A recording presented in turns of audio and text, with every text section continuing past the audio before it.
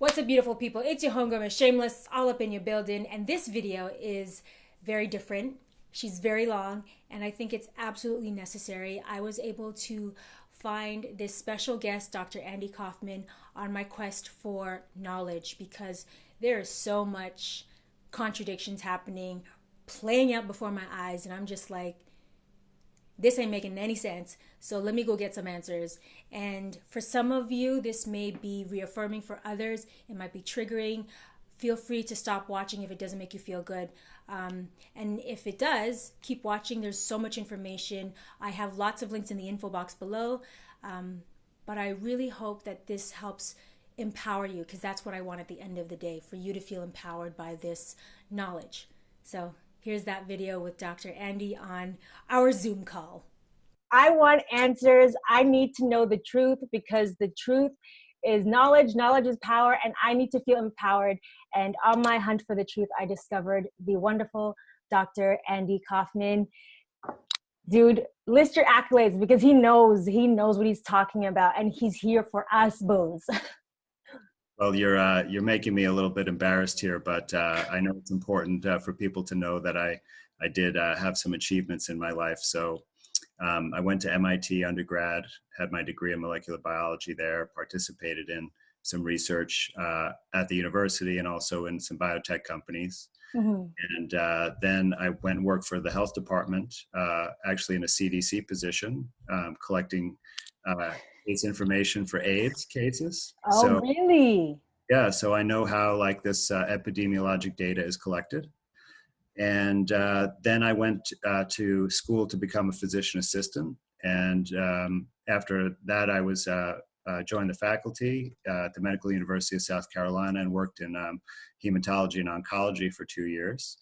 Then I went to medical school there, got my MD, and went to my psychiatry residency at Duke. And I did some research there as well. And then did my fellowship in forensic psychiatry up in upstate New York at the SUNY Medical School there. And what else? Well, then I joined the faculty there, and I ran a little research program in forensic psychiatry, and I was forensics. Forensic psychiatry. I don't even know that. Yeah. Well, psychiatry is like through a medical education, and psychology is through like grad school to get your PhD. But they both do have forensic branches. Mm-hmm. But what that involves is it could be like working in the correction system, like in jails and prisons, and which I've done research in those settings. But also being an expert witness for a variety of different legal and administrative matters. So that's also something I've been doing over the years. And, I've been qualified in local, state, federal courts, even testified on a murder trial one time. So wow. I've done quite a few things. I also had a startup company where I invented a medical device, which was actually a suicide detection system to prevent suicides, and got that patented and did that for a while. Interesting. That's another video. I'm like, how do you even, okay. So the reason why I am looking for answers is because right now people are confused. There's so much information. Everyone apparently is an expert. And that's another reason why I had to get answers. And I am going to caution you guys, use your own intuition, gut, stop repeating information. And I haven't done the research. I'm not a doctor, but right now I'm concerned about health and how can we be healthy. And on my channel, I'm always trying to promote working out, like your morning ritual, whether that's whatever that includes, but just healthy when it comes to your mind, body, and soul. Now, what information can you share with us from the professional perspective? Yeah, well, thanks, Maya. And I just want to echo your sentiments, because it's really important. Like, I mean, even though I have all this experience that might be relevant, it's like, I don't want people to just trust what I say either. I want people to find the information for themselves and make their own decisions. We're all capable of doing that. And, there are people, calling the shots about a lot of this policy now, like Bill Gates, and he doesn't have any medical background. None. So, I think it's up to us to use, and I like the term discernment, because Yes, that's the word I'm looking for. it's a way to validate how, how true or valid is the information. And, in my experience in mainstream medicine has been that a lot of things that they say are not really very accurate. Mm-hmm. Like, for example, there's a lot of studies on different medicines, and the study will show that the medicine doesn't work at all. Right? There's a common medicine that's supposedly a laxative like this. But then the conclusion of the study is not, well, we should get rid of this medicine altogether and never use it. It's like, well, you should think twice before you use it, but still use it anyway. So, if you pay attention to those messages, you'll see that you could easily be misled about some things. So it's really critical to be able to think for yourself. And when I started looking outside of the system of just, using drugs and radiation and surgery, I found that actually changing your lifestyle to a healthier lifestyle can make a huge difference. I mean, even reverse common diseases like diabetes. Massive, yeah. I've had people in like 2 to 3 weeks be completely cured of diabetes just by changing their diet and lifestyle. So that's the biggest factor I'm realizing, that people don't even know how to heal themselves, let alone how to create a lifestyle or a body that is able to prevent illnesses and diseases from infiltrating. So can you speak to that? Yeah, absolutely. And what I think is important is I take like what I would call a root cause approach. Mm-hmm. So I want to find, what is the underlying cause of all the illnesses? Because a lot of times we blame things that are more like innocent bystanders than the cause. And sometimes even if we eliminate those bystanders, we might feel better for a while, but then the disease is still there because that underlying factor is not addressed, right? So let me tell you, there's really 4 major underlying factors that are behind almost all illnesses. Okay. And the number one there is toxicity. And okay, pause. Everyone, get your pen and paper out and just make notes, and then do your own, fact checking, whatever you need to do. But I was making notes when I was watching all of his videos, so take these down. And, toxicity comes from a lot of different places. It actually, our body creates its own toxic chemicals, just doing the normal chemical reactions and metabolism. And we have, built-in systems that are really good at dealing with those things as long as we have, good nutrition and good water that we drink enough of. But then we're bombarded in our modern culture and society with just chemicals from every angle. I mean, even like the clothing, right? Like you go into a clothing store and you see it's almost all made of plastic. And there are studies that show that those various plastics leach out chemicals that get absorbed into the skin, right? I realized that the other day because in my search, everyone keeps saying your skin is the largest organ. And I'm like, yeah, what have I been putting on my skin? Yeah, well, all those cosmetic products and personal hygiene products. I mean, if you look at the ingredients on some of those, you can look up what's called a MSDS, or a material data safety sheet. Okay. And it's like for every chemical or industrial chemical that you could buy, like to put in a product or whatever, there's one for it. And so you just look at the label on your shampoo bottle, or your foundation or whatever it is, and look up some of those chemicals, and you'll see that they're, carcinogenic, or they're toxic to the kidney or the liver, and such like that. Like, the information's right out there, but they put it in small quantities, or they get some exception, or they label it a certain way that they don't have to disclose it. And so you're just getting like hundreds of these things, throughout the day. And then I'm not even, didn't even get to the food supply. Right. Because they basically, like, all the processed food has tons of chemicals. When they make things out of corn or soy, for example, like tofu, they actually use organic solvents like hexane, right, which is like in gasoline, and to extract the protein out to make the tofu. And you're getting residue. So even if we think we're eating the healthy life with alternative meats, it's still like, oh, but wait, there's more. Oh yeah, actually, one of the most unhealthy things are those fake vegan meats, because they're all made with chemical processes. They're not natural at all. What's so funny? Because during this whole, crazy days, I've been going into, do you know Dr. Sebi? Yes, I'm familiar with Dr. Sebi's work. So I've been watching his videos and I'm like, Maya, you need to eat more like whole fruits and vegetables, which I haven't. And then I started to side eye the alternatives because I'm like, this is almost like too good to be true. There Yeah, we no, have I mean, just cleaning up your what you eat, which by my definition would be, cutting out processed foods. So anything in a package practically with more than one ingredient. So like, packaged food that's good is like dried kidney beans. it. Like that would be a good food. Make sure you soak them first to remove the lectins.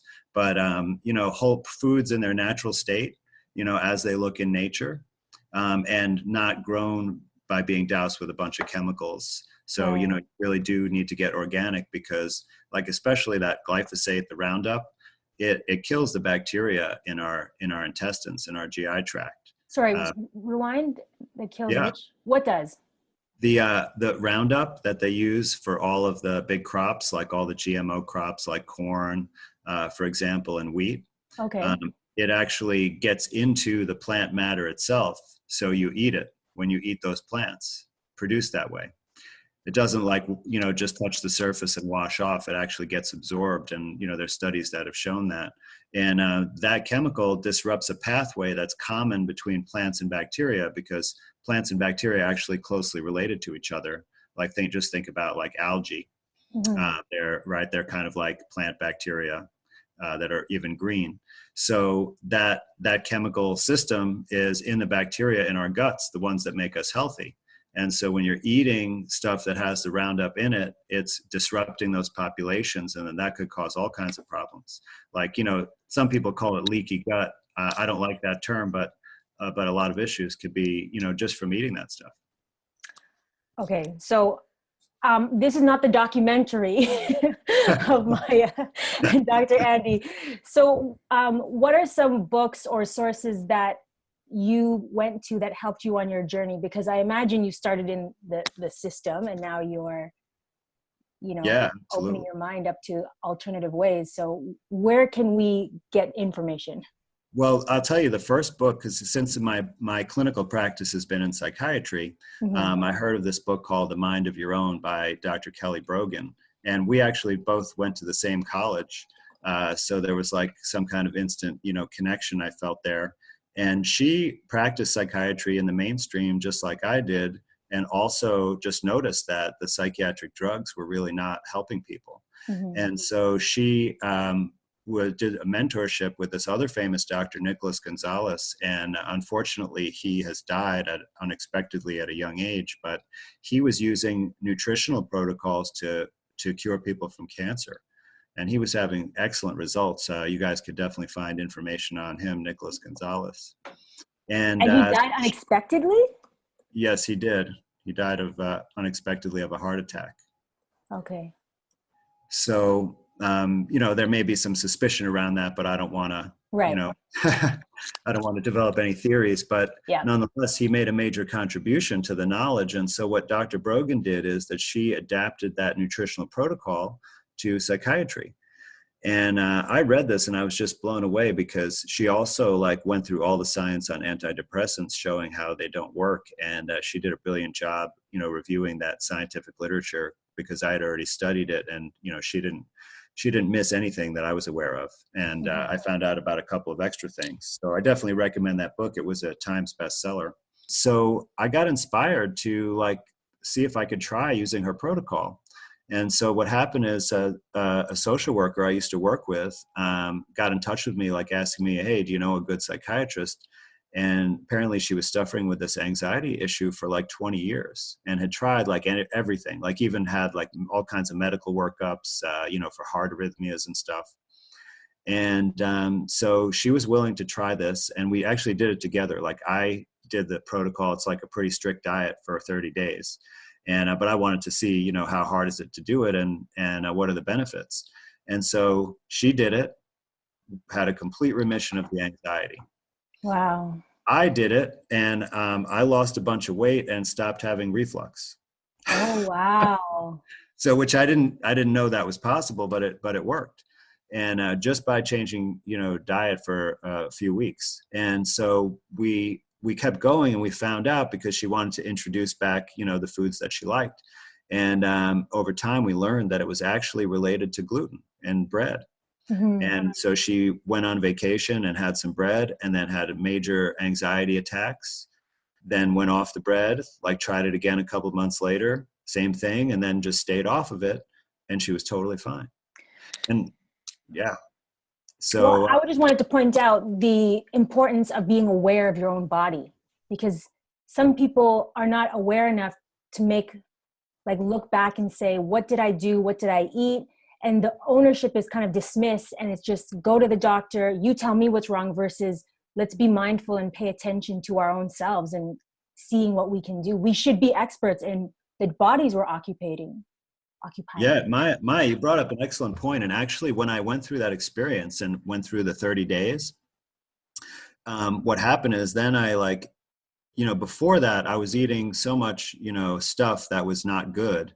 Right. Processed food, restaurant food, sweets, putting, sugar in my coffee, like stuff like that, that I couldn't really tell what was what. Like I knew I didn't feel good a lot of the time. I had reflux issues and stuff like that, but I didn't really know what was causing it because I was eating so much bad stuff that was all like fuzzy and clouded together.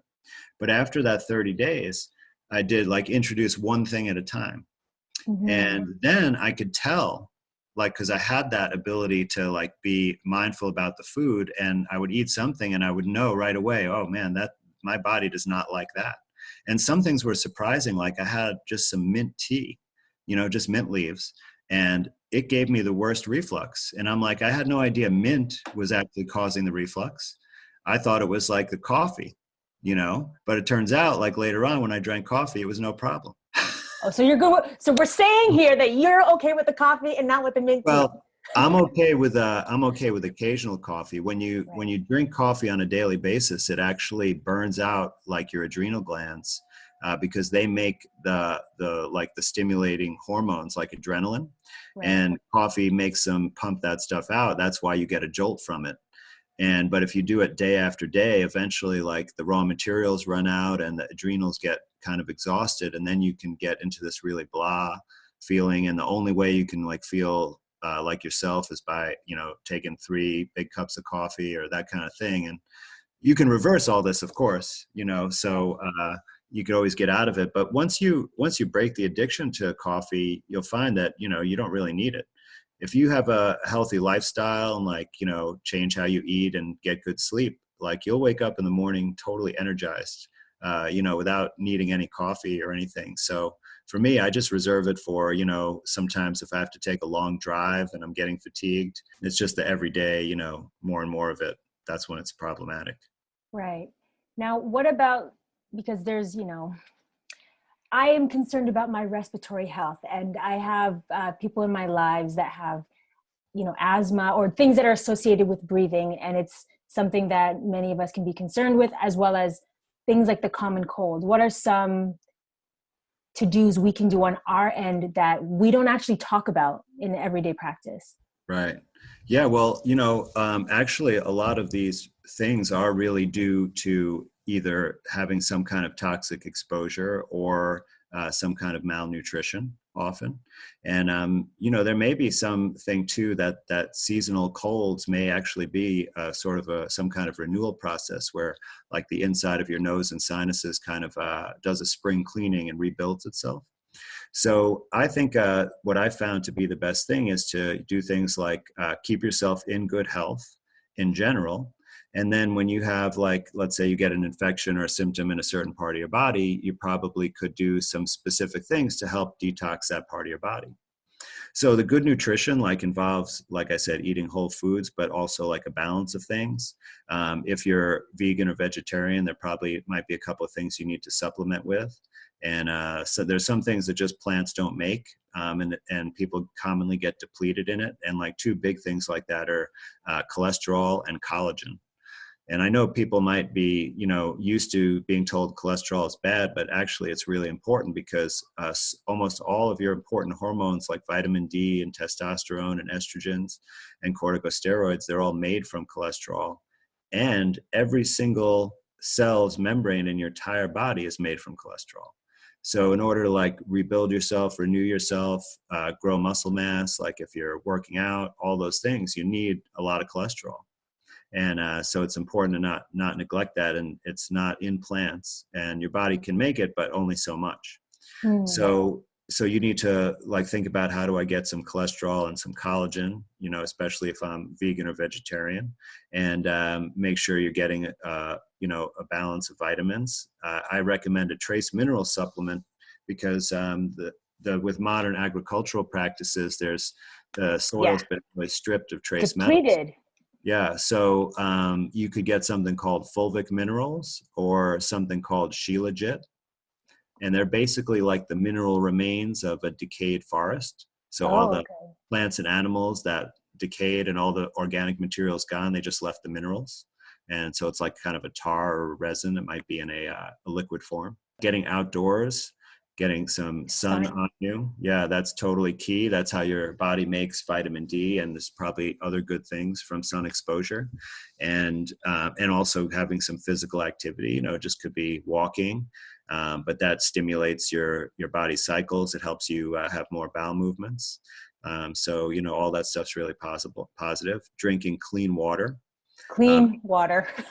So in my opinion, the only way to guarantee that it's clean is by getting a reverse osmosis filter. I saw that on your last talk, and I'm like, man, that's pricey. Well, actually, it turns out that it's way cheaper than bottled water, because it might cost like, let's say $200 and something for the initial kit. Mm-hmm. And then if you have a plumber install it, they might charge another $150 or so. But then there's practically no expense.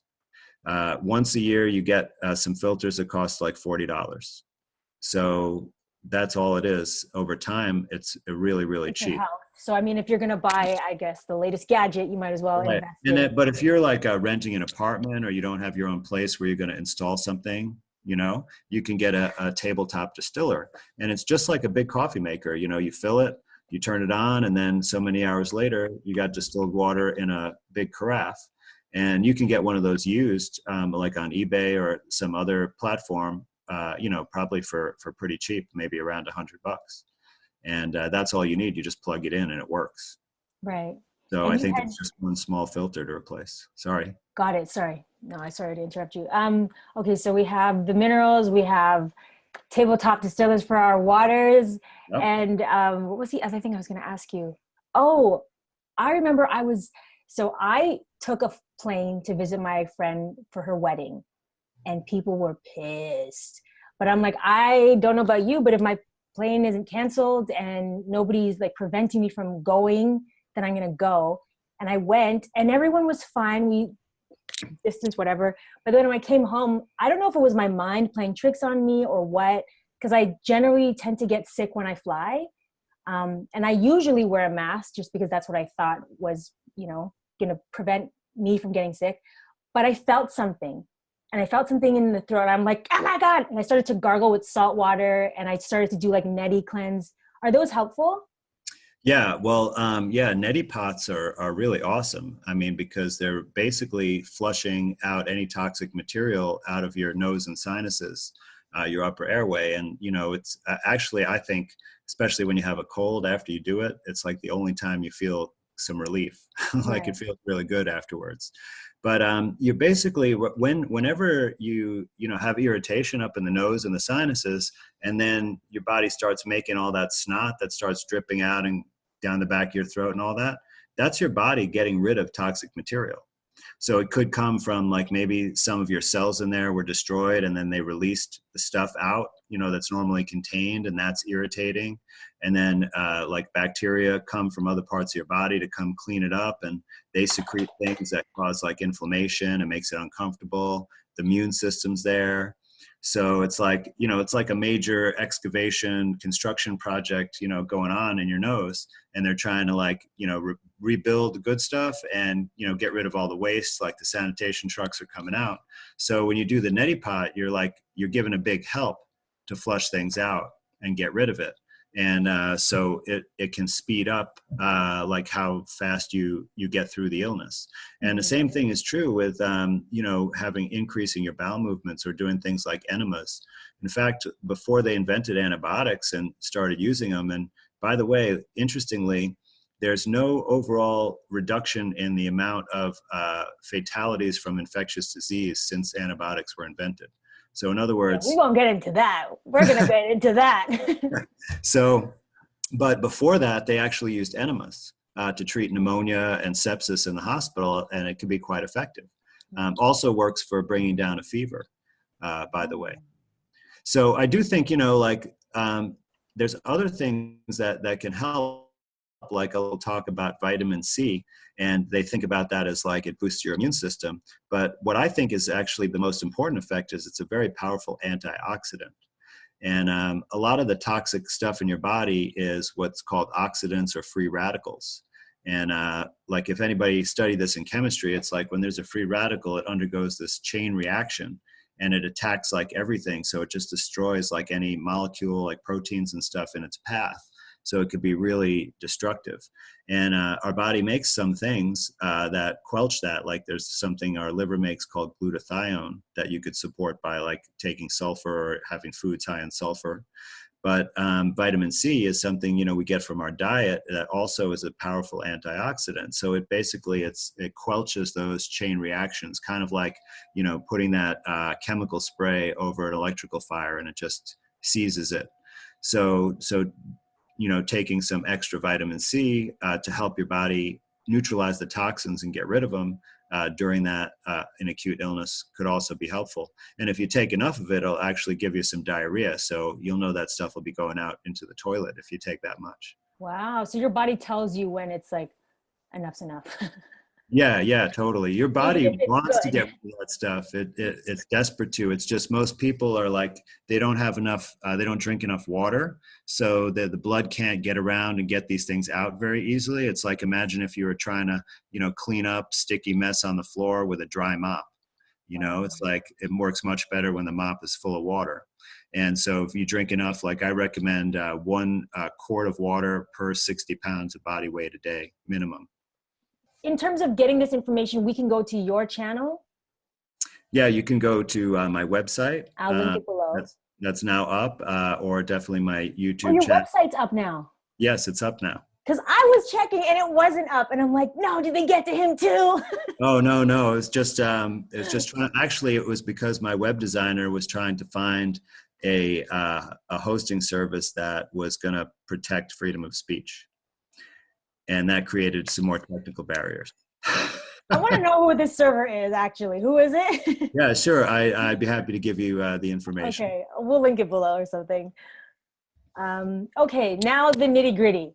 Because on my rabbit hole of trying to discover the truth, my mind was just like blown. And then when I started to share it, I started to get backlash. Because now something that I was programmed to believe was the way that the system operates is actually built on a fallacy. And there's books and research and documentation and doctor after doctor who is trying to come forward with this information and being silenced. Yeah. So I'm definitely one of the doctors who has, come forward and tried to make some strong scientific arguments, about this. But I think it comes from the premise that, after I, in my own experience, saw that people weren't really getting better, and there was nobody ever talks in medicine about curing anything. It's always just like treat the symptoms. They're going to be sick for the rest of their life. There's nothing they can do about it. And all these diseases that, we have no idea what causes it. And, it's so dark and gloomy. Yeah. And I at some point I decided I just want to look for some evidence, like, because they've told us that, certain things cause certain things. And a lot of it, a lot of disease is explained as an infection, like that there's some microorganism like bacteria or a fungus or a virus, right, that makes us sick. And it's hard to do much about that. It's like we're kind of a sitting duck and, they're coming after us, right? Like it's a predator prey kind of model, a warfare model. And so at some point I was like, I'd like to look at what the evidence is behind that, because in medical school, they just kind of told us, this causes this disease and this causes that disease, but they never showed us like the original study where they discovered that. They did tell us, though, the rules by which you have to prove that. And it's this thing called Koch's postulates, named after a microbiologist and physician who was like one of the fathers of germ theory, Robert Koch.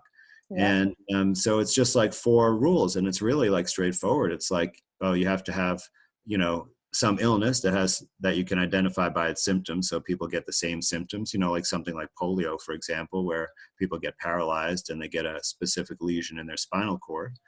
And so then from that person, from the diseased part of their body, you can isolate and purify whatever germ that you think causes the illness. And you should be able to do that from everyone with that illness, and you shouldn't be able to get it from anyone without the illness.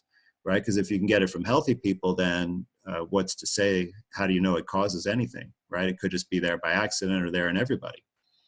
And so then once you isolate it only from the sick people, then you're supposed to give it to a healthy person and they would get the same exact illness, right? And then there's one more step. You're then supposed to isolate it from that person as well. But I don't even, think that's terribly necessary for the point of this discussion, because when I started looking for specific illnesses, like polio or measles or coronaviruses, what I found is that no one did that experiment.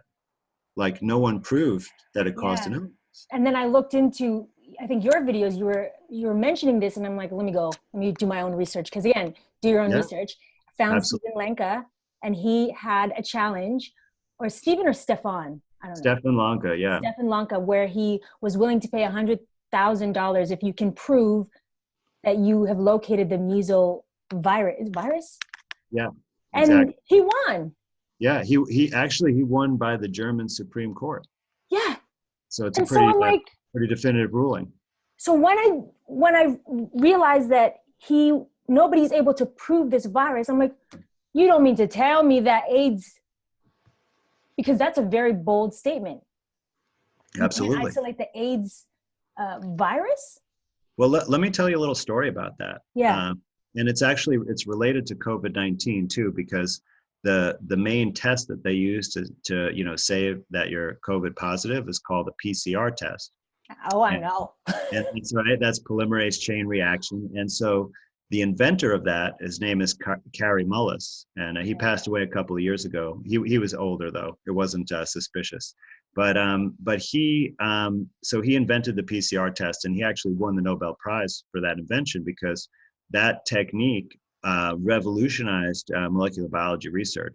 Like, it was invented a few years before I was at MIT, and we were using it, and we were able to just do experimental studies, like to learn about biology that could never been done. So it was like an amazing technique. That's why he got the Nobel Prize for it. But afterwards, it was right at the time of the AIDS pandemic. And so he said, well, I want to see if I can use this test somehow to help with that. Right. And there is actually, it is used for a test now, but he would not approve of that. So he said, okay, I want to learn about the HIV virus. So I'm going to go and find the first paper that proves that it was there. And he said, if you're a scientist trying to come up and get a position on a faculty or get a good job, there's a race among those people to try to be, to prove that this virus is important, because then they'll get their name on that paper, and then they could actually make a whole career out of that. So it's not no one would think about doing it. It's not a big deal. It's it would be the thing everyone would go after. Right. And he couldn't find the paper. The original paper where they said, proved that HIV was causing AIDS. And so he started asking some of the virologists in the field that he knew, oh, do you know the original paper that proves HIV, blah, blah, blah. And none of them knew it. And so he's like, this is really strange, because, for other things I've looked at, I've been able to find papers like this, no problem. And I guess he didn't look at measles. But so he eventually went to a conference, and he bumped into this guy, a French virologist. I forget his name, but he's the scientist whose lab that Bob Gallo's lab got the HIV virus from, because they couldn't find it themselves. And then they used it in an experiment. And then Bob Gallo actually plagiarized a paper that his one of his underlings wrote, and he changed the conclusion to say that it caused problems in these cells. And so that was that guy who he got that virus from. So he was like basically on the team of the original people working on HIV. And so he asked him, he said, well, can you tell me the paper? And he didn't have it either. So Kary Mullis basically, you know, like you can see his YouTube videos on this, he describes it, basically said, you know, there's no proof at all that HIV causes AIDS. And so I did a little bit of homework myself, and I couldn't find that either, but I looked at it a different way, where they tell us that AIDS or HIV is sexually transmitted. Oh, yeah. And I looked at the numbers of how AIDS would grow and what they said was the risk. And like on the World Health Organization site, they said the risk of getting HIV from sexual partner is like 1 in 1,000. So it's like you would have to like have sex with an HIV positive person 1,000 times in order to get HIV. And that didn't fit with, like, when you look over time, you see this growth rate of HIV cases going way up. It's like if you had to have 10,000 sexual encounters, that would, you know, for most people take more than a lifetime, right? So it couldn't spread that fast. So the evidence, like basically it tells you it couldn't possibly be sexually transmitted. So, you know, putting all this stuff together, it's like, whatever really happened, that's not the explanation. But there are other explanations for AIDS, because there were some very toxic drugs that people were using in the gay community. Well, that was given after people were sick, but I'm talking about people were taking Bactrim, which is a sulfa-based antibiotic, and it can be immunosuppressive, and they were taking it to prevent sexually transmitted diseases. And they were combining that with poppers, right? Which is, I think it's sodium amytal. I'm blanking on the name now, but these like skin poppers, and they would basically give you a stronger erection and relax the anal sphincter. So it was, you know, like an aphrodisiac, but it was closely related to this transplant drug that just came out at the time called azathioprine that was given to kidney transplant patients. And the kidney transplant patients that took that had the same illnesses that the AIDS people got, like pneumocystis pneumonia, PCP pneumonia. And so that is amyl nitrate. That's the name of the drug, amyl nitrate. I mean, you could say anything, I'd be like, okay. Well, I'm sure there's some people out here that know about amyl nitrate or skin poppers. Like, I think they still have some notoriety among certain, you know, gay communities, or at least they remember that they were involved in the AIDS epidemic, because that community really came together and stopped, you know, doing some of the dangerous lifestyle practices like that.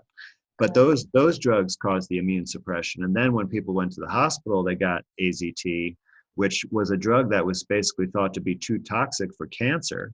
And they brought it off the shelf for the AIDS crisis. And yeah, it definitely hastened people's deaths and contributed to their deaths. And you said something interesting about the, like, what is it, the number 1 or number 3 leading cause of death? Yeah. Well, so this is like, you know, like we could definitely talk about like germ theory and the proof of diseases, right? But even if you don't want to get into that whole ball of wax, or you think that it's a little bit strange, I encourage you to look at the current COVID-19 situation, just from like what's going on now in terms of how many people are dying. Mm-hmm. Right? Because if you really look at it, and I'm not talking about listen to what they say on the news, because everything they say on the news is, you know, really incites fear. Mm-hmm. And because that's what keeps you watching the news over and over again. You know, you're afraid, you need to find out the next thing so you know what to do. And so you watch it again. And, you know, they do this all the time. They only report, you know, scary stuff like murders and violence and illness. Right. But if you just step back from that and like go to some government websites, you know, like go to the World Health Organization, go to cdc.gov, and they have lots of statistics about like what people die from year to year. And you can just start by looking at the like leading causes of death. And the CDC puts this out every year. It's been pretty consistent year to year. And you'll see it's like, I mean, the things you'd expect: cancer, heart disease, and respiratory disease is number 3. And it causes something like 350,000 deaths a year in the United States, just talking about the United States, not worldwide. And you can see that that's quite a lot of people, right? Out of a population of 300 million, it's about 1% die of that, or 0.1% rather. So it's a big numbers, and it's way, way, way more numbers than we're seeing from any evidence of, any COVID-related deaths. But if you look at just the total mortality kind of figures like that, you get an idea of what's what. So like there were 80,000 deaths just from the plain old flu 2 years ago, right? And that's quite a lot more. It's a lot. People don't realize it. They keep saying it's not the flu, but I'm like, do you realize people die from the flu? And it's the same. It's actually the same exact pattern, because the people that die from the flu are not, healthy people that are not, that are relatively young, like you are, especially. Like, you're not going to die from the flu. Oh, I'm not going to die. Not anytime soon, at least. But if you're a person, who has 2 or 3 chronic health conditions, like you have heart failure, you diabetes, or you have cancer, and then you get the flu, well, it's different, because you don't have that like reserve, that resilience, because you're already in poor health, and you might even be close to death already. And so you get like an acute infection like that, and it can put you over the edge. But so that's why, but in some years it could be, like 80,000 people in the United States. That's definitely happened 2 years ago. There've been several years with 55,000. Even this year, as of February, the total was already up to 30,000 deaths. And I haven't seen the numbers back then, because they're kind of buried by the CDC. They combined the flu and pneumonia together. Mm-hmm. So pneumonia is also a very big one. Like, I mean, so many people die of pneumonia. Like if you go to any typical hospital, to the intensive care unit, you'll probably see half the patients there have pneumonia. And, usually it's just talking about like plain old, what they would refer to as bacterial pneumonia. And it's the same situation when people have severe illnesses and they get to the end stage, they get pneumonia, and then, often they succumb to that. Sometimes they're able to come back. And so if you really look closely at these numbers and say, oh, how many people died of the flu and pneumonia over the past few years, and you'll see that actually the numbers here now this year have gone down, and we have now these COVID-19 deaths. But if you combine the total of those numbers, like flu plus pneumonia plus COVID-19, it equals roughly the same number as last year flu plus pneumonia. And yet we're all in quarantine, lockdown. Yeah, well, that's the thing, is that the policies that they've instituted just don't make sense. Like, I learned about quarantine, of course, like it's been used, all over the world, like for Ebola outbreaks and all kinds of things. And even on TV and movies, and we've all seen it, right? And quarantine is when there are sick people and you isolate them to keep everybody away from sick people, right? But that's not in Sweden. That's not right. But that's not the policy in the United States. The policy here is house arrest. Like healthy people have to stay confined. And it doesn't make sense. There's even a review article on the BMC Public Health that looks at studies that say, does social distancing actually reduce the flu? And there were no conclusive studies at all. No. So basically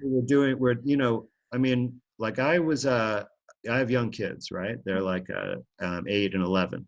And so the other night at dinner, I took out the Constitution. I have this small little copy of the US Constitution. I use it to teach them from sometimes. And we just read the First Amendment.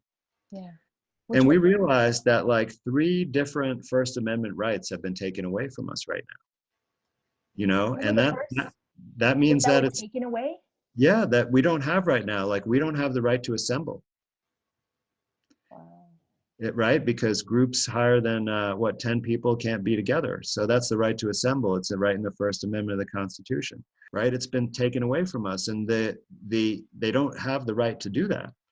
But what you should consider is that means that we're under military law. That's martial law, how I feel. Right. because that's the only authority that can take it away. So why would we be under martial law for the flu? It just doesn't add up. And I've been, really confused. And all I can say is that there's another reason. And I can't think of another reason that would be good for us, because we need to be out and around people. Like we're social creatures. And, this mask thing is really disturbing. Ridiculous. You First know, they like, say that don't buy it. Then they say it doesn't work because the pores are too big to stop anything. And then they say you have to wear one. Here's how you make one. And I'm like, what? yes. What is going on? Well, think about like who wears masks, right? It's like people who are hiding something, people who are being dishonest, people who are thieves, right? And so, Oh, you went there. well, it's true. Like, It's when true. I see these people with bandanas around their face, I'm like, they look like bandits. And how do you trust someone? How do you have an interaction with someone in a friendly way when they're wearing a mask? You can't read their face. You can't see their identity, right? It's really a major barrier to personal connection. And the same thing, why, all of the policies about staying at home, not being able to gather, not being able to socialize, these are all things that alienate us, make us afraid of each other, and also prevent us from getting together and talking about this stuff. Like when I've been breaking these rules lately, and I'm going to continue to do that, and I'm going to do it publicly because I want people to see that it's unnecessary. There's nothing to be contagious or get sick from beyond irregular illnesses that we face every year. I literally went to a wedding with a group of people. It was small, but we still went, and none of us got sick. Yeah, of course not. I mean, even so I had a group of people over at my house, and I don't know what the neighbors would think. I was half expecting the police to arrive, but in being in person with people and feeling their energy and talking with them about these things, we realized that we're all observing the same things. And it starts with just the fact that, something doesn't quite add up. It's not adding up at all.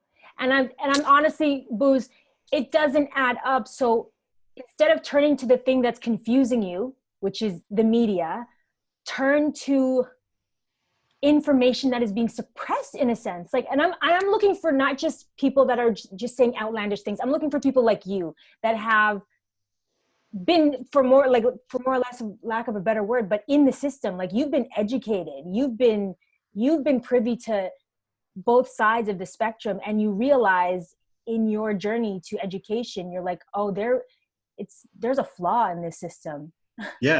Well, Maya, I can give you a pretty concrete example, because when I was in my psychiatry training, this big black box warning came out for antidepressants from the FDA. Like, that means basically there's a major side effect, like it could kill you. And what they said is that antidepressants cause suicidal behaviors.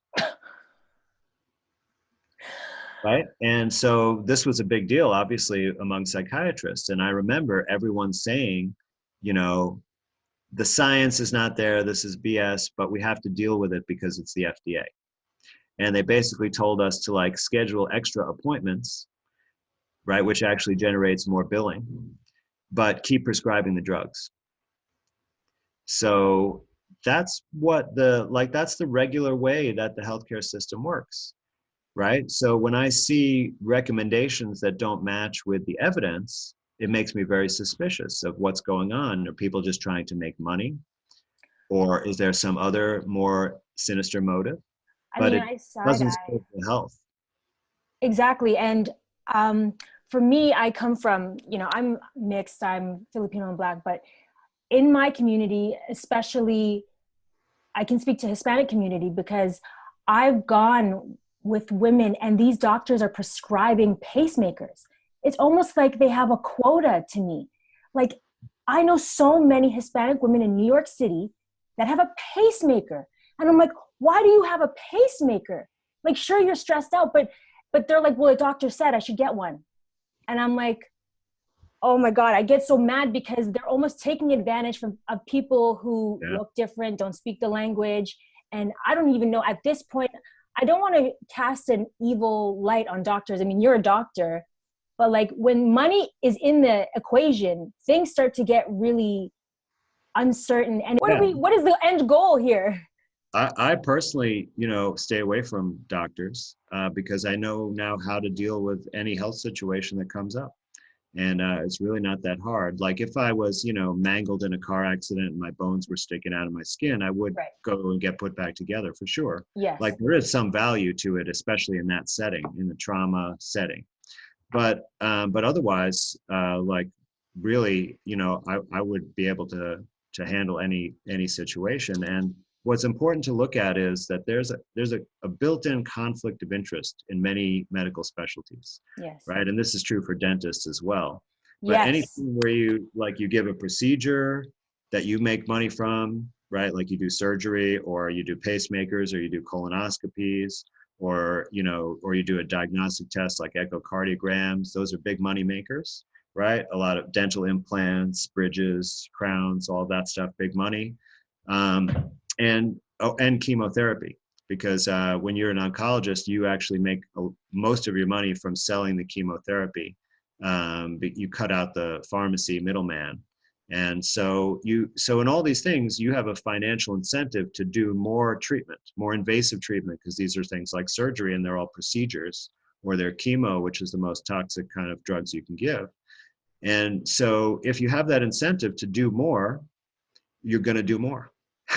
It's just like, it's human nature, right? That's why I call it a conflict of interest. Yes. So like I don't work that way. I get reimbursed for my time, and my time involves me thinking and providing information. And right, so that is totally neutral. Like I do that, do it for this long, I get paid this amount of time, and I don't sell any products. I don't, if I recommend anything, someone else is making the money from that, not me.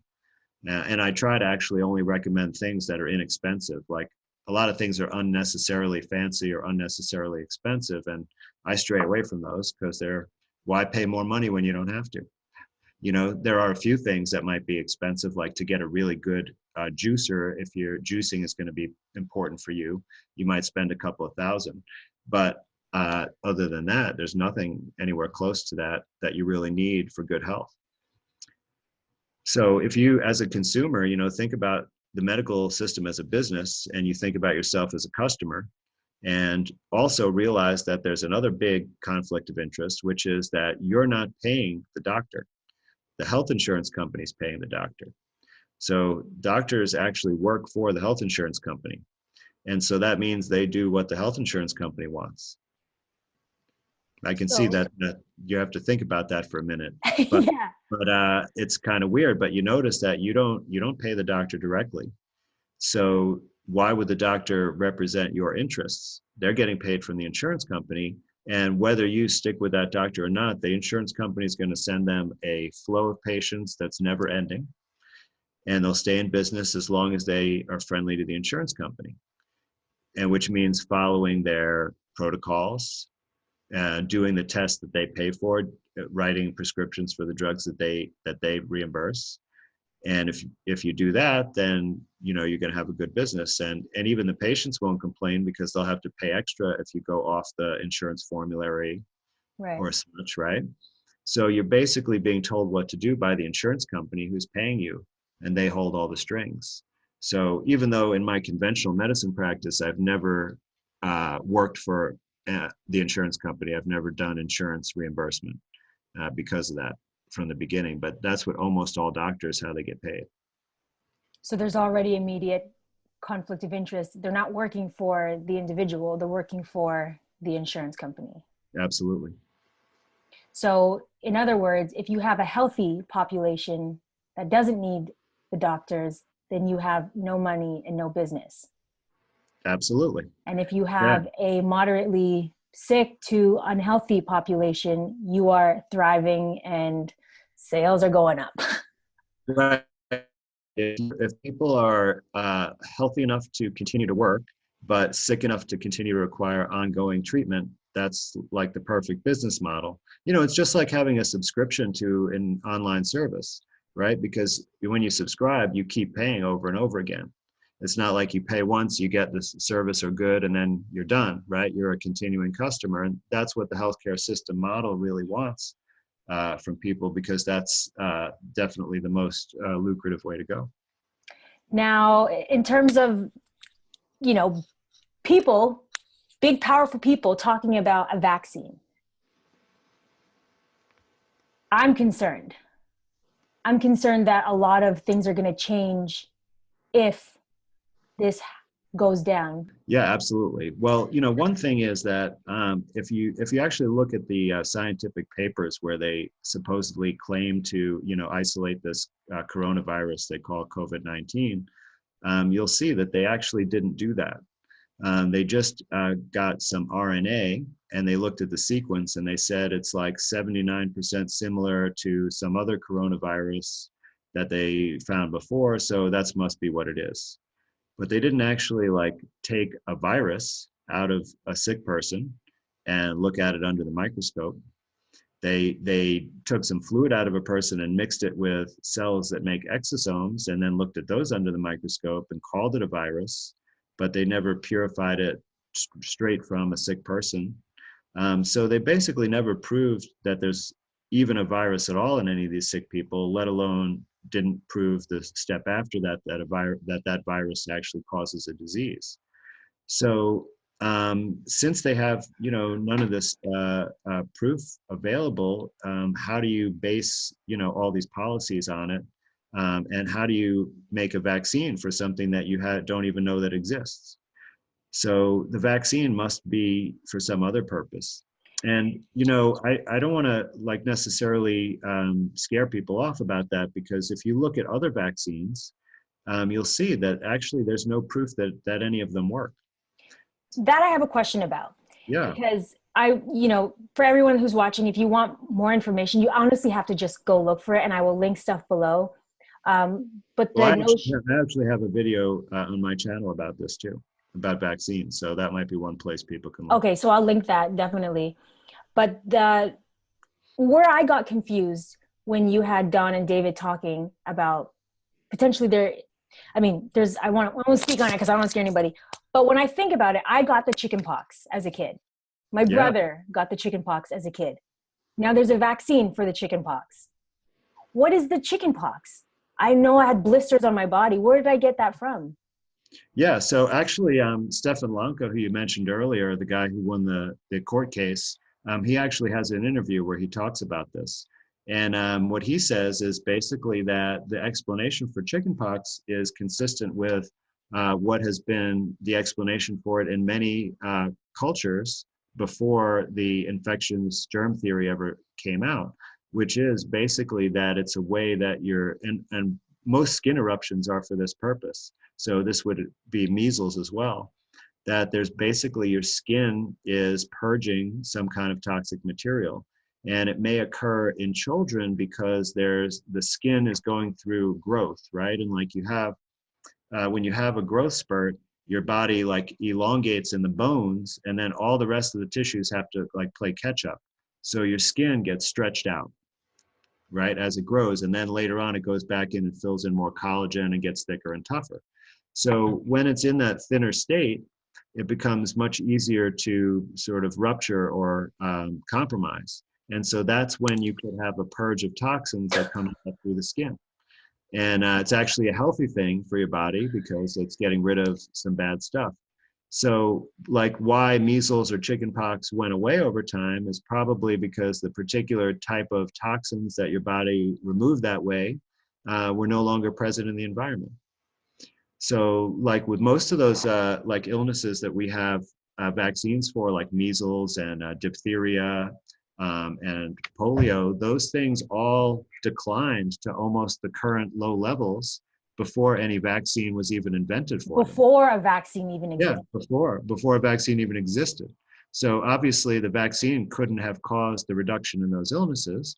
But what happened is that we started having better sewage treatment, and people started having access to private bathrooms, and we switched over to cars so there wasn't horse manure in all the streets all the time. And those things probably resulted in the improvement. And it's pretty clear that you'd be more sick under those kind of conditions than under our current sanitized conditions. And, with polio, it was really related to this pesticides that they were spraying to get rid of these invasive moth species like lead arsenate. And once they stopped using those materials, the polio went away. And it's not based on a vaccine. There wasn't even a vaccine in existence until after the levels went way down. And with polio, there were 2 vaccines, and the first one killed a bunch of people. Yes, I saw that. Took it off the market. That was the Salk vaccine. And then like 2 years later, they had the Sabin vaccine. But it was in those 2 to 4 years before the Sabin vaccine that polio went down to nothing. So the Sabin vaccine was unnecessary and no proof that it does anything. And this is true for every illness, basically, that there's a vaccine for. And I can go into more of that, but it's like really there's just no proof that vaccines work. Vaccines aren't working. The only thing that they have proven is that if they inject it into you, that you make some kind of antibody.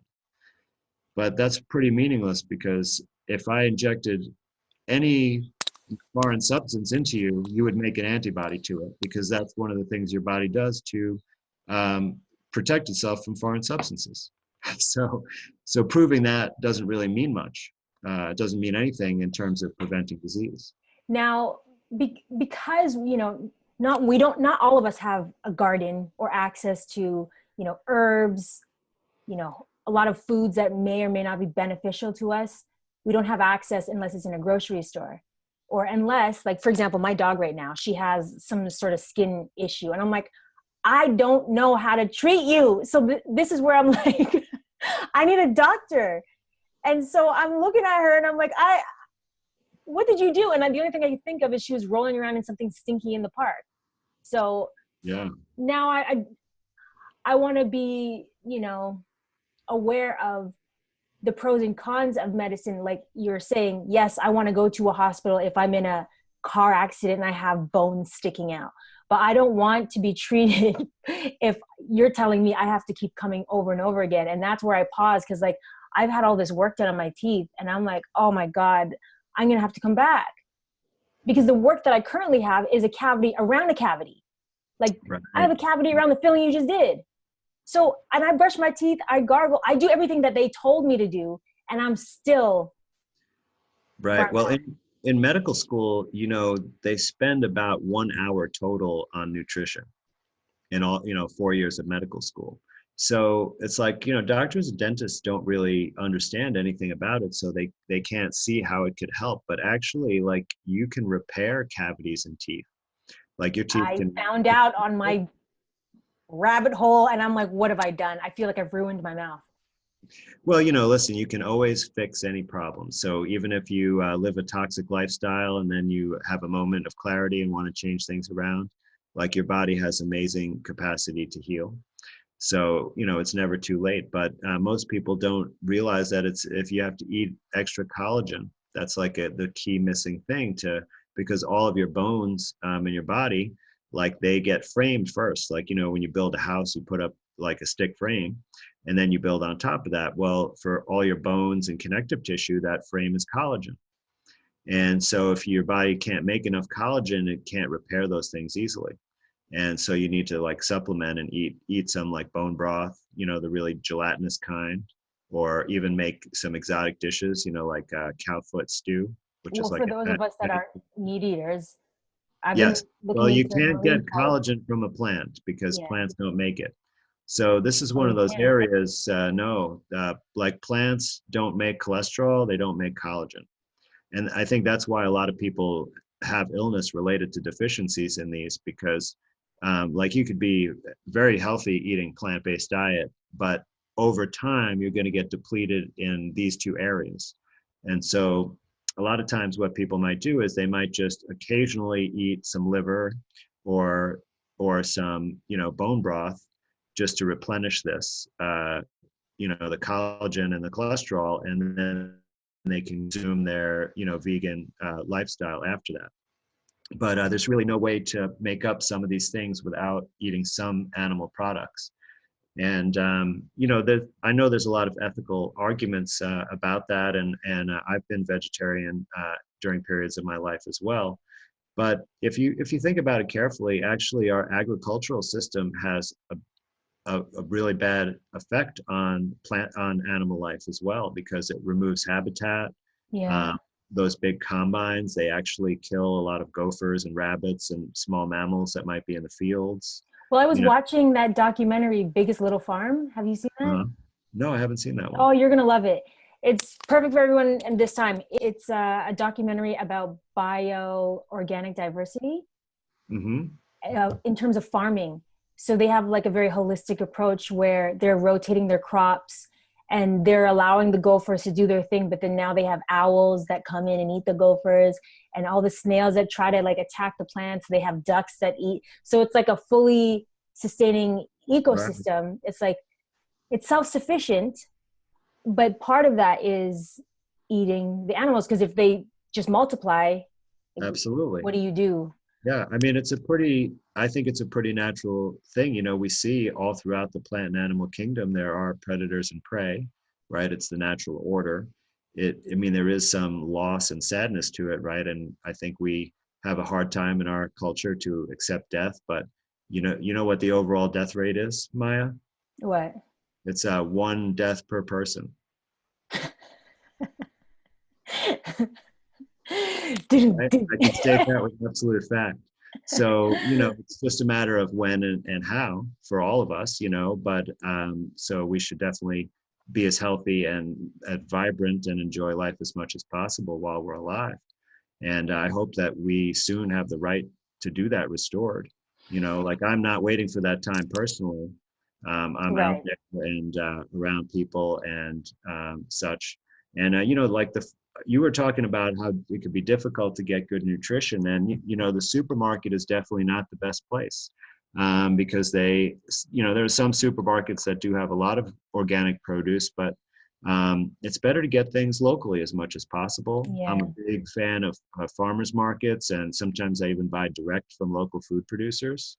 And I develop relationships with these people so that they tell me about what they do, and I make sure that it's in line with the food that I want. And then it's just nice to like be able to know where your food's coming from and know the people growing it.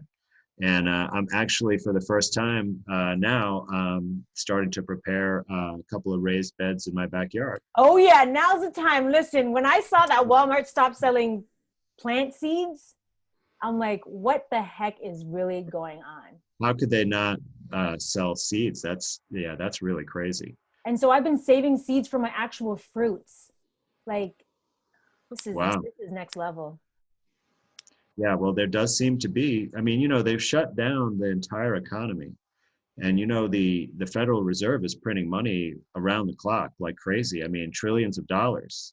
And so This is backed by nothing. there's going to be major inflation from that. Yes, I You see know, this storm coming, or it's here, so but I see like the aftermath, the collapse. So I guess, is there So that's anything? why it's so important, though, to question what's going on, Yeah, because if you can see that it doesn't make sense and there's something else going on that's going to lead to us, permanently losing our freedoms and losing all of our wealth and being dependent on handouts from the government, like that's not a way that I plan to live. yeah, And if you can see that kind of stuff, there's a lot of evidence that that's what's going on, that's what's going on. then you can take some action, you And know. I always say, you can't get something for nothing. You're not just gonna um, get out of this clean. Like, they're gonna offer you something, but they're gonna ask for something in return, and it might seem um, insignificant in the moment, but what they're asking for is everything. And Right. that's, for me, the biggest wake up call. I've been semi like, sleepwalking in a sense, but this whole lockdown has forced me to really look at me, my lifestyles, my belief system, and what changes do I need to make, because I have been complicit in the name of this is my career, this is what I need to do to support me and my family, but now I have to look at alternative ways. Well, Maya, this is a time when a lot of people are seeing things more clearly and realizing that, our society has been controlled by people who have malintent, people with psychopathic tendencies. And, it's becoming more clear to a lot of people. And I think it's very liberating because it means that you can make better decisions for your own life, that you can, now stand up, you can try to talk to other people and help them see what's really going on, like before it's too late to really make a difference. Yeah. And, I think that's so important that we, just get out there and live our lives like they're meant to be lived so that we can keep on doing that. And to create a good relationship with our planet, because I feel like a lot of this, I'm looking at it, I'm like, because nobody's telling us enough is enough. Nobody's telling us stop. There's no regulation. There is no balance. Everything is out of whack. Yeah. We've lost our connection to the land and to nature. Yeah. It's like we don't know how to grow food. We don't know how to identify trees in the forest. Yeah. Or we don't know how animals behave. It's like we lost that connection because, we've been pulled into our virtual lives and, making money and doing our 9-to-5 jobs and, doing social media and living in concrete jungles. And it's taken us away, from our true roots. And so this is like an opportunity to get back to that, I think, to learn how to take care of yourself, how to do the basic things in life. Like a lot of people who are stuck at home with their children now, that the children are not in school, they're enjoying it. Like people are telling me, like I never considered homeschooling before, but now like I see the value in it, right? Because we're meant to be with our family, like it's the parents are really meant to teach and raise the children, not strangers at the school, right? So this is I'm having a very positive outlook that this is Same. an opportunity for like a new kind of way that's more real, more human, more natural. I feel like there is going to be down to a choice, because ultimately I can sit here and be like, no, don't do it, but you can choose the path of it's easy, like things are provided for you, you're part of the system. There is a certain beauty to that because it takes the guesswork, it takes the work out of having to figure out like, what the fuck is on your skin? And like, what the hell is that tree? Because that's not for I don't want to say that's not for everyone. That's not for everyone at this point in time. But then there's the other option of, how can I learn to live off the land? How can I learn to create a better relationship with the earth and with my children, with my family? And so I think we are at the crossroads of, you get to choose which grid you want to be on. Do you want to be on the one that has everything provided for you, but it comes at a cost and it might not be obvious? Or do you want to essentially fight for your right to establish a better relationship with you and the world around you? Right. Well, I would even describe it as, do you want to be an infant and be dependent on, mama's teat? Or do you want to, stand up, become an adult, make your own decisions and provide for yourself? And, what you said before, like when they give the handout, when that check comes in the mail, I agree that there's going to be a quid pro quo. They're going to ask for something. And I suspect at some point they're going to ask you to take this vaccine.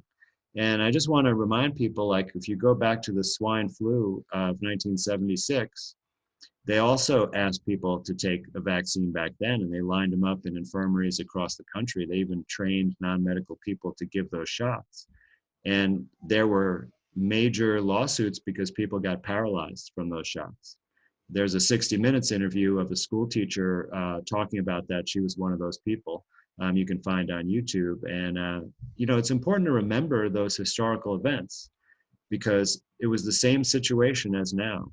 And back then, I think they even were saying that the death tolls were much higher than the current. Oh, yeah. I think, do you know Dr. Shiva? Yeah.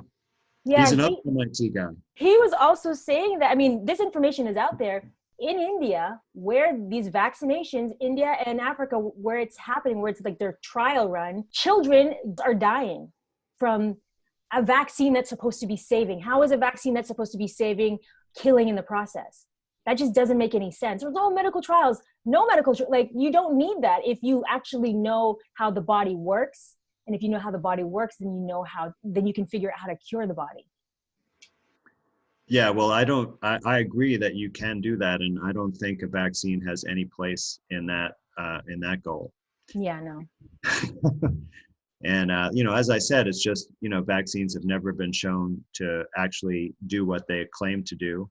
And then, I only mentioned the swine flu, but there are tons of examples of lots of problems, even including death from vaccines. And they're kind of hidden from public view because there's a law that says you can't sue a vaccine manufacturer if you get hurt. You have to go to this special secret government court where they don't disclose the outcomes of any cases. But they've paid billions of dollars out for vaccine injuries. And there's a special database, but it's voluntary. And researchers at Harvard have said that it captures less than 1% of the actual adverse events. And if you go on that, it's called VAERS, the Vaccine Adverse Event Reporting System, or VAERS. And you can actually search there and you can see how many people died from like the flu shot or the hepatitis vaccine. Really? And you can see how many people have what's called Guillain-Barré syndrome, which causes paralysis, which is associated with the flu shot. So you can like look at the real numbers and see for yourself, because, they're not going to put it on CNN, or it's not going to be on the Rachel Maddow show, or whoever you guys might watch on the mainstream. Because this is kind of hidden data, and even in a court case, the CDC had to admit that they have no data that shows that the vaccine doesn't cause autism. They've said that in people court. Find that in court. Well, there's a video that talks about it, but there's also one of the doctors. I can send you a link for a video where one of the main doctors, I'm blanking on his name now, at the CDC, who's promotes vaccines, said basically that we can never tell people that autism causes it, but the data show that it does, basically. So then my question is, besides money, what's the point? Why are we so complicit with vaccines? Is that the... Well, we're told a scary story that if we get these illnesses, it's going to be really bad. And then we're also told that our kids can't go to school without them. My kids are in private school, and they even are required to have them for private school. Even though I pay for it, I still have to submit to this, mandate. I'm not saying that I do, but that's what the legal requirement is. Once I really learned about vaccines, because they don't, in medical school, all they tell you is that vaccines are the miracle of modern medicine. And then they tell you this is the schedule of when to give which one. And, you should learn that before your pediatrics rotation. And that's about the extent of it.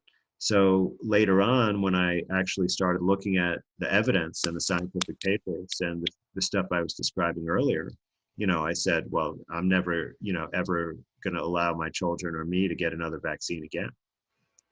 And this is important. I need people to hear this because, but I don't know. I feel like this man is doing some moves, because it's going down to the point where you can't fly to certain countries. I know that for going to West Africa, like I had to take a vaccine. I didn't have a choice.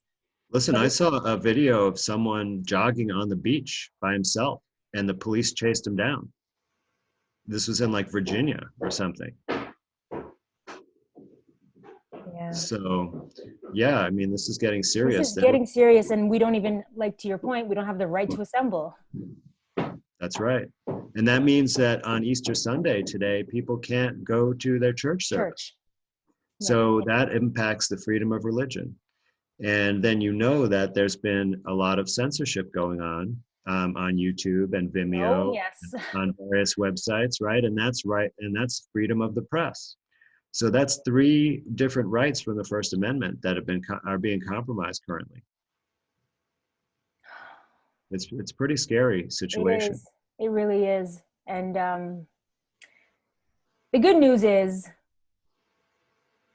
history will like continue. The story is never ending. It's the never ending story. So, I mean, I want people to know that there is information. Take this time. You don't really have work. I mean, you do, but you don't.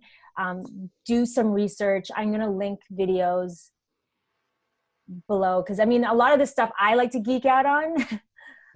I'm like exosomes, dudes, share more. Like I sat through that entire, I felt like it was like an hour and a half. I don't actually know how long this one is, but I find it fascinating. And for me, the more I knew, the less scared I was.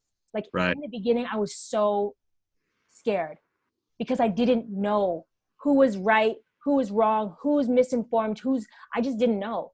And then when I started to research, I started to feel empowered. And now I'm super secure in myself. And I'm so grateful that I have been living a healthy lifestyle, but I have still more work to do. Well, we can all always improve, but, I'm really glad that you went through that process because you demonstrated that, we're all reasonably intelligent people. We all can figure stuff out if we spend some time and put some effort into it.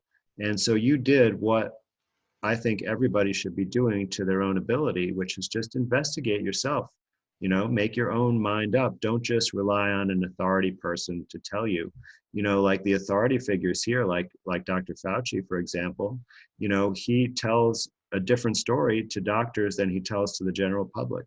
He wrote an editorial in the New England Journal of Medicine that, only people who are doctors and scientists are going to read that. And in that article, he said that COVID-19 is basically akin to a seasonal flu with a likely mortality rate of 1 in 1,000, right? Basically, it's no different than the flu. But then 2 days later, he goes on the news standing, right next to President Trump with no mask on, no social distancing, obviously not practicing because he knows there's no risk of getting sick. And he says to everybody that we have to be scared because there's going to be a peak coming. And we're going to extend, the martial law for until the end of April. So he's contradicting himself there because he's telling the people, the agenda that he has or that the administration has about our freedoms. And then he's telling the doctors, don't worry, it's not a big deal. Right? So that's why it's important, don't rely on that authority expert, the designated expert, because he's not being honest with you right there. You can look at that for yourself. It'd be easy to find. And you see, he basically is lying to the public. Yeah. And so if he's lying, you gotta wonder who else is lying. And, even me, but, think about what incentive do I have to lie and what are the risks I'm taking by speaking the truth? And that's how I feel because I am better off being quiet. I don't want to be attacked, but I feel pulled to at least inform people because I know if you know, Maya, then you should say and like take the hit, like just take it. It's not a big deal. All comments, whatever, dislike, unfollow, do all of that. But like, I'm really concerned about the future of our health and our rights, our actual human rights. Absolutely. That's the biggest thing to, when you can get to a point where you realize that is really the thing to be afraid of right now. It's not getting sick. It's about losing your rights to be a free human being, like, to be a free American, right? I mean, that's what we always said was so great about our country because we had the most freedom. And I really believe that's true. Like, I know a lot of people from Great Britain and the Netherlands and Australia and other English-speaking countries. And I do think that up until just a few weeks ago, we were the most free, but that has rapidly been taken away from us. And if we don't stand up and protect those rights, then it's going to be permanently taken away. Yeah. Okay. I think we have a lot of information here. The moral of the story is we can use this, and the more we know, the more knowledge is power. So I feel super empowered. Thank you so much. I'm going to follow up and get these links from you and please, yeah, put them in the info box below. And your website is up. Yes, it is. Yeah. And functional, yes. Okay, perfect. Well, thank you so much for your time. And I don't know if you celebrate. I do. So happy Easter, everyone. Thank you, Booze. If you made it this far in the video, thank you so much. Now, when I was editing this video, I realized we only got to one of the causes for illnesses. And I wanted to include these ones just so you can go off, because there's lots of doctors out there who have been silenced, that have been put in the back channels of this search engine. But the ones that we didn't talk about was malnutrition, parasites, psychological shock, trauma, rare genetic anomalies that are usually related to the above. So we didn't talk about that. I have resources in the info box below. And again, Booze, stay healthy, stay strong, and let's collectively work on letting go of these toxins and using this time to really evaluate what our role in this whole system has been, and what changes we can do for our future. Until next time, Booze, remember to do you, be you, and stay true. Be shameless.